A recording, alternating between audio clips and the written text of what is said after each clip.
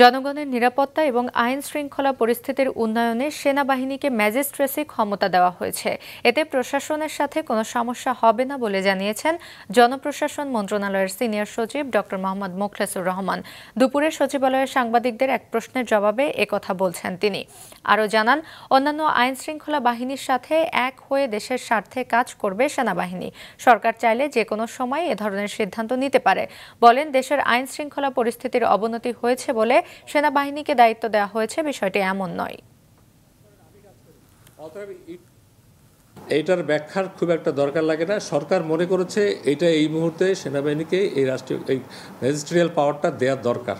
This is very সাময়িক, জনবান্ধব পরিবেশে মানুষ চলাচল করতে পারে, সিকিউর ফিল করে, মানুষের মধ্যে যেন আস্থা থাকে, সব বাহিনী একসাথে একই আমব্রেলায় কাজ করছে, এই মেসেজটার জন্যই এই ধরনের একটা ক্ষমতার আমরা কি বলবো, যে আমাদের বিভিন্ন বাহিনী কাজ করে না, তো এটা আরেক বাহিনীকে বিধি মোতাবেকই তাদেরকে এই ক্ষমতা দেওয়া হয়েছে।